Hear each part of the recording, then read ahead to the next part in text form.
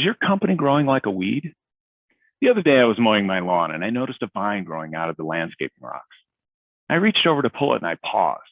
Was this one of those vines that had small needles and I was going to regret touching it? I looked a little closer and I saw that it was just a common weed that broke off easily when I pulled it. But it left roots in the rocks. I realized this was only a setback to the plant. Sure enough, the next week, the sprouts were already there. Now, this species didn't evolve defenses to protect itself. Instead, its survival was dependent on its ability to outgrow its losses. It worked for the plant, but it sure seemed like a lot of effort. This got me thinking about business evolution, and it made me wonder if all businesses were aware of their evolution, or had this process just happen slowly over time and no one really noticed.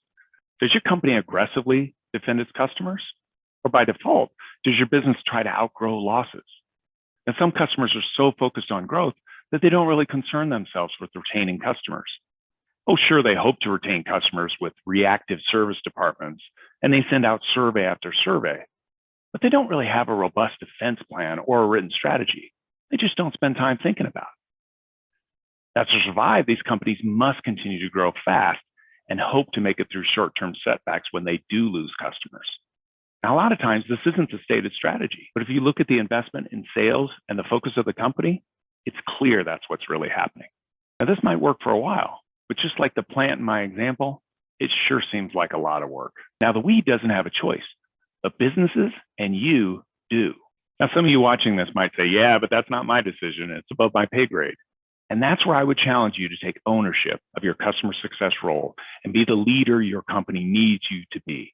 You were probably hired to be the primary customer advocate for your company, and that means producing credible customer information across your customer base, not just solving one-off customer problems when they pop up. Now, in almost all companies, a more balanced approach delivers far better results. This is an opinion. This is study after study shows how much better it is to retain existing customers than to sell the new ones. But the retention side is so much less understood. There's this feeling that we're doing all we can to retain customers.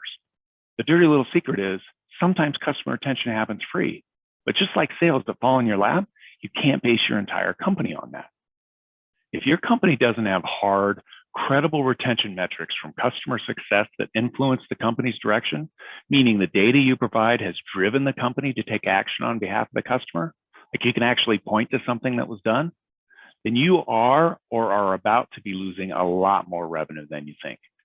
Now, don't let your company devolve into bad habits like a fast-growing weed. Instead, develop the hard, credible metrics that demonstrate the value your customer success operation provides to the rest of the company.